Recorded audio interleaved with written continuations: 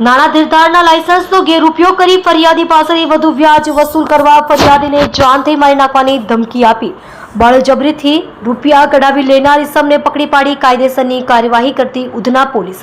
સુરત શહેરના police commissioner Shri Anupamsinh Gehlot સાહેબ તથા ખાસ police commissioner Shri Wabang Jamir sector 1 સાહેબ તથા નાયબ police commissioner Shri Bhagirathsinh Gadhvi zone 2 સાહેબ તથા નાયબ પોલીસ કમિશનર શ્રી ચિરાગ પટેલ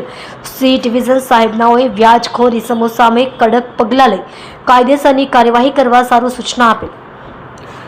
આ કામના આરોપી સંદીપ સુરેશભાઈ પાટીલ નાઓ જે નાણાં ધીરધારનું લાયસન્સ ધરાવતા હોય જેમાં સરકારી ધારા ધોરણ મુજબ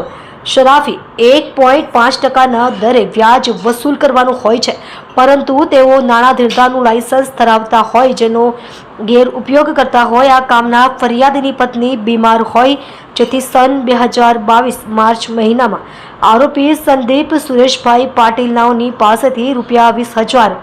વ્યાજ લીધેલ, જેના બદલામાં દર મહિને 3,900ના 8 હપ્તા પેટે ચૂકવી આપવા જણાવેલ, જેના ફરિયાદી પાસેથી બળજબરીથી રૂપિયા 81,600 કઢાવી લીધેલ હોય તેમ છતાં રૂપિયા 1,04,000 બાકી ચૂકવવાના કહી ફરિયાદીને જાનથી મારી નાખવાની ધમકી આપી ગુનો આચરેલ હોય, જે અંગે ફરિયાદીએ આપેલ ફરિયાદ દાખલ કરવામાં આવેલ છે. ઉપરોક્ત સૂચના અનુસંધાને police inspector Shri S.N. Desai સાહેબ તથા surveillance police sub inspector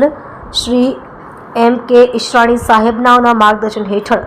surveillance સ્ટાફના હેડ કોન્સ્ટેબલ કમલેશભાઈ લીલાભાઈ તથા